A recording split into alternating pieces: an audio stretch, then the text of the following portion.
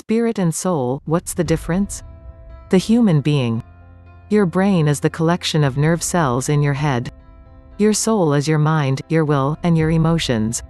What separates man from animals, most people believe, is that man, being formed in the image of God, also has a spirit. The physical brain is a mass of nerves, and, by itself, is little better than a computer. I think you can intuitively discern there is a difference between your mind and your brain. The spirit and soul. In Genesis, God breathed the breath of life, Hebrew neshama, spirit, into the chemical compounds from the soil, and Adam became a living soul. Genesis chapter 2 verse 7. The New Testament book of Hebrews 4:12 talks about dividing of the soul and spirit. The Bible clearly differentiates between the two. So what are they? The soul, the mind, is essentially your soul. The soul is your mind, will, and emotions. Your self, Joyce Meyer likes to say, I want, I think, I feel. Those are the faculties of your soul. The spirit. Few people are aware of the faculties of the spirit, which are conscience and communication with God, because they are born spiritually dead. Your spirit was essentially dead as far as God is concerned until you accepted Christ, and got baptized. Then God quickened your spirit. Ezekiel chapter 36 verse 26, also John chapter 3 verse 5.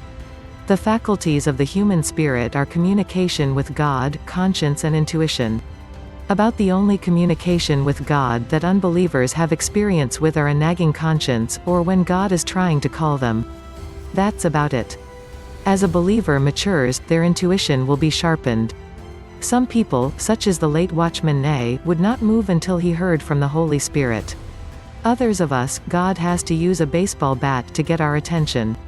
Figuratively speaking, of course. In summary, the term, immortal soul, is really a misnomer. Technically, the spirit is the immortal part of you. The soul will be resurrected. Some souls will be resurrected to life, and some to judgment. Let God soften your conscience, let Him remove the layers of callus that hardens each time you ignore your conscience, and let God speak to your spirit. You'll be glad you did. Further study for a very detailed look into the body, mind and spirit, get Watchman Nee's book, The Spiritual Man. Be warned, though. There is a lot of material. And it is very deep. Thank you for watching. Subscribe to my channel for daily motivational and spiritual videos. Check out link in the description to learn more about your soul.